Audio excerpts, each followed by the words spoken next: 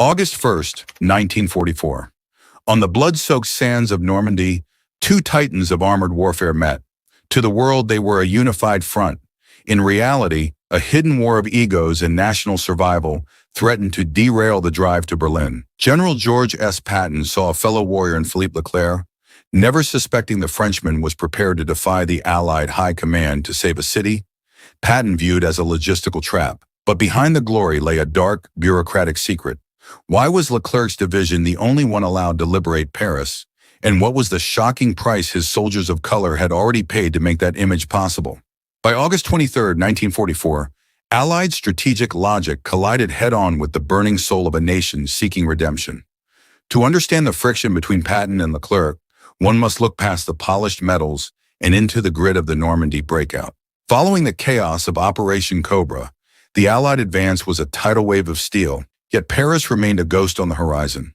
A city General Dwight D. Eisenhower intended to bypass to preserve precious fuel and avoid the meat grinder of urban combat. But for General Philippe Leclerc, commander of the French 2nd Armored Division, Paris was not a tactical objective on a map. It was the very heart of his identity. Assigned to Patton's Third Army, Leclerc found himself in a paradoxical position, commanding American-made Sherman tanks, while answering to a French government in exile that demanded the capital be reclaimed by French blood. According to declassified National Archive reports, the tension within the command tent was palpable, as Patton viewed the city as a logistical sinkhole that would stall his relentless march toward the Rhine. Patton, a man who lived by the creed of speed and violence, saw Leclerc's obsession with Paris as a distraction from the true mission of destroying the Wehrmacht in the field. He often remarked in his private diaries that the French were more concerned with parades than with the grim business of killing Germans. Yet Leclerc was no mere socialite in uniform. Having escaped German captivity and led free French forces across the blistering sands of North Africa, he possessed a quiet, aristocratic steel that even the boisterous Patton found difficult to bend. The friction reached a boiling point when Leclerc, sensing the hesitation of the American leadership, began to move his division toward Paris without formal authorization from Patton or Bradley. This was a gamble of existential proportions, a move that could have seen Leclerc stripped of command and his division disbanded for insubordination. He was gambling that the Americans would not dare stop a French hero on his way to save his own capital.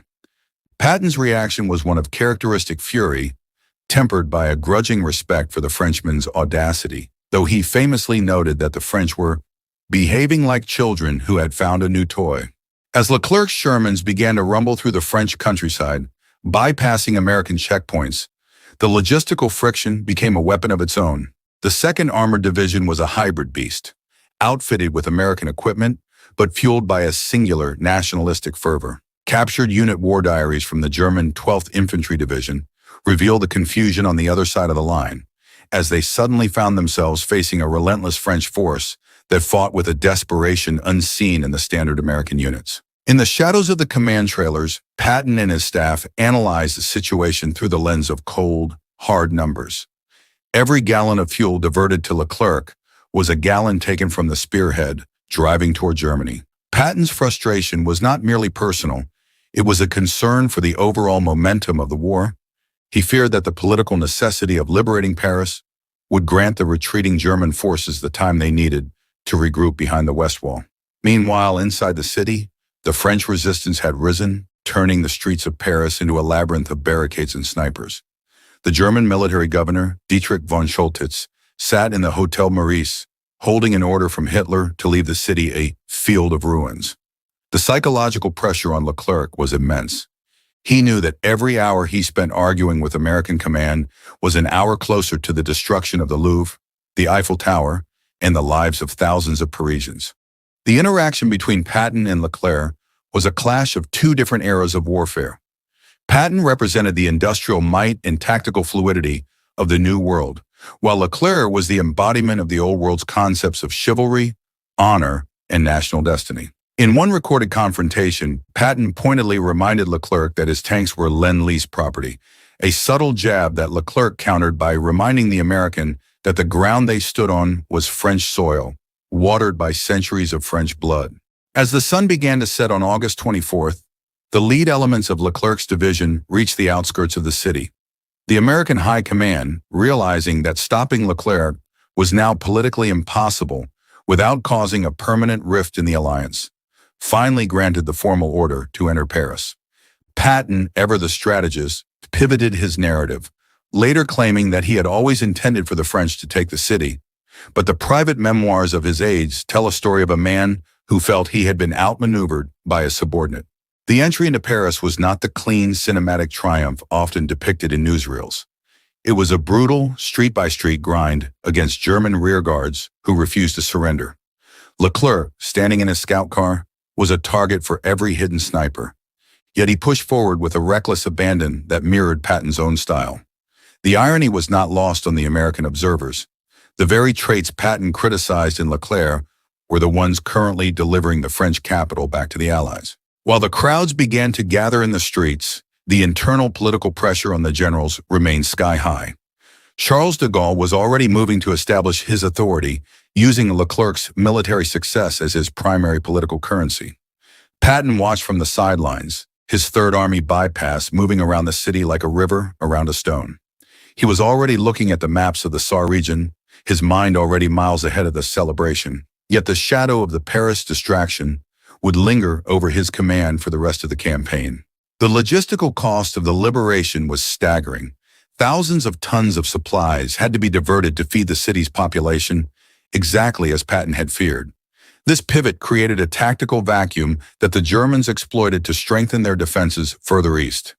In this moment, the leadership dilemma was at its peak. Was the morale boost of a liberated Paris worth the lives that would be lost in a prolonged winter campaign because the Allied momentum had been broken? Patton's analysis of the situation, often recorded in sharp, biting prose, highlighted the existential cost of the tactical pivot. He believed that the war could have been won in 1944 if the Allied armies had stayed focused on the destruction of the enemy's military power rather than the liberation of prestige targets. Leclerc, however, viewed the liberation as the essential first step in the restoration of France as a world power, a goal he believed was worth any military delay. This fundamental disagreement created a rift between the two men that never truly healed. They were two masters of the armored craft, yet they were speaking two different languages of victory. One sought the end of the war, while the other sought the rebirth of a nation.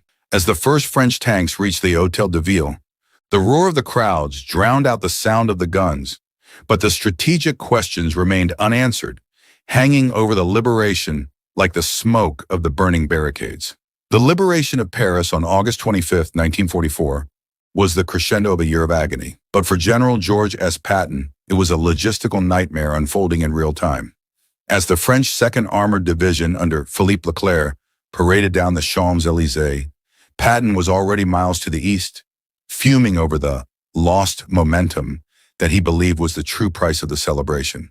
The tension between the two men had shifted from a tactical dispute to a deep-seated geopolitical rivalry that would define the final months of the war in Europe. Patton's Third Army was the scalpel of the Allied advance, but the liberation of Paris had turned it into a blunt instrument, slowed by the sudden need to support a city of millions.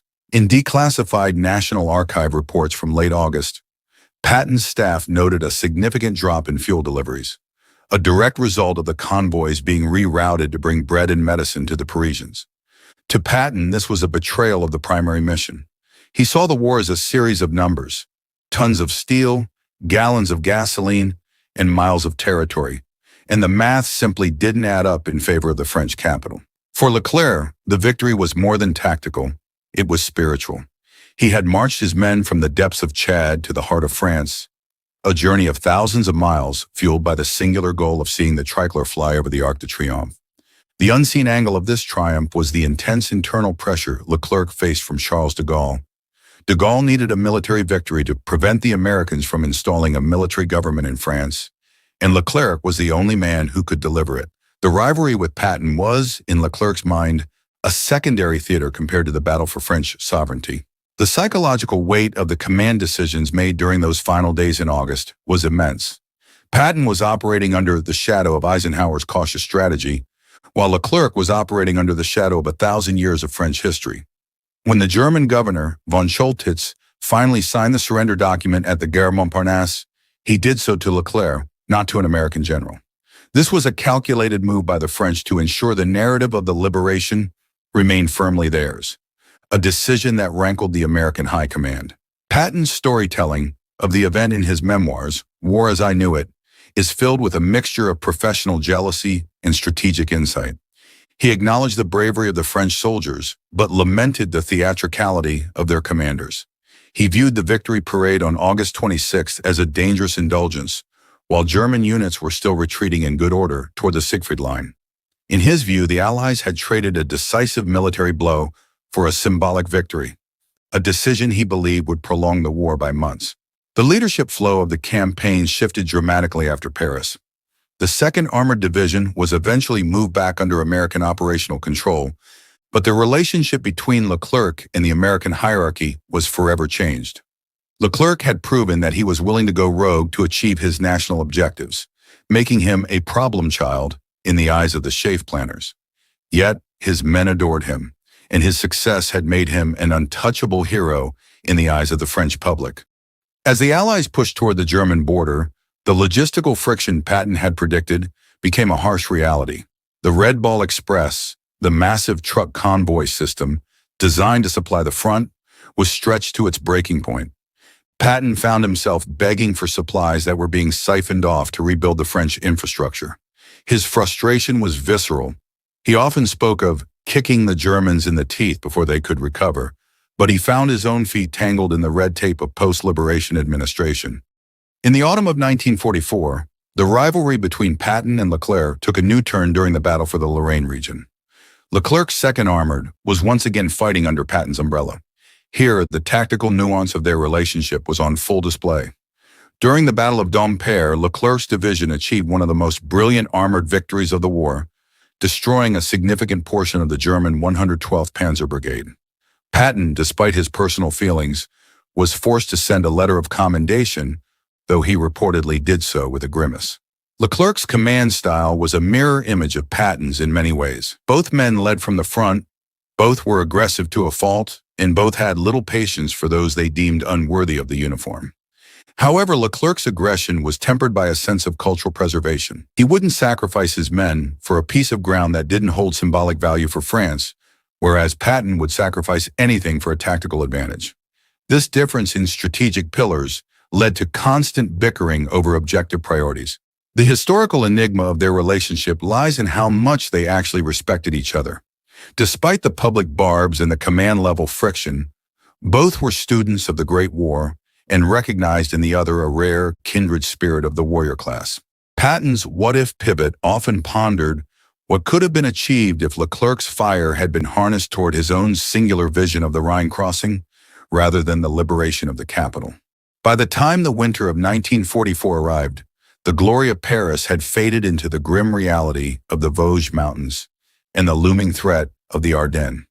The existential cost of the August delay became apparent as the German resistance stiffened.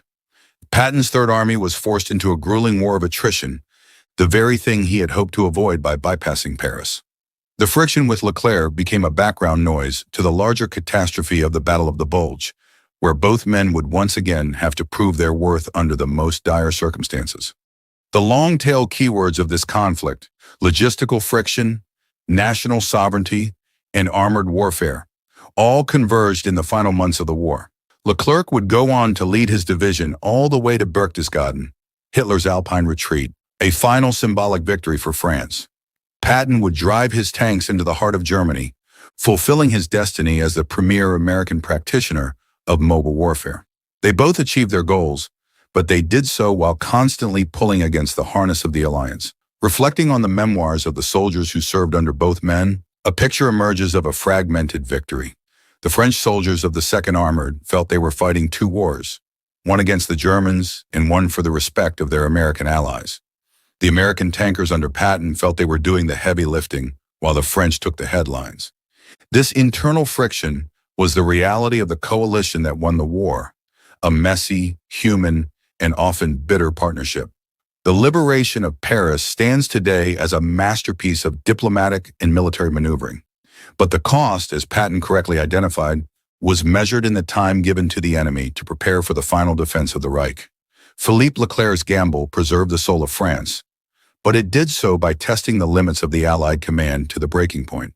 The two generals, Patton and Leclerc, represent the two halves of the Allied victory: the overwhelming material power of the United States and the unquenchable spirit of the occupied nations.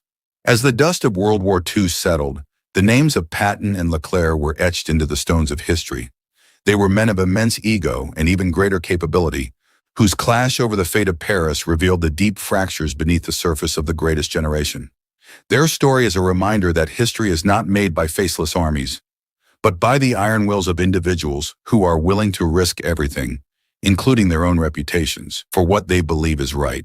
In the end, the liberation was not just of a city, but of the very idea of national honor in an age of total war. If you were in General Leclerc's position, would you have defied the supreme Allied command to save your nation's capital, knowing it might prolong the war for everyone else? Let us know your thoughts on this leadership dilemma in the comments below, and don't forget to subscribe and hit the notification bell.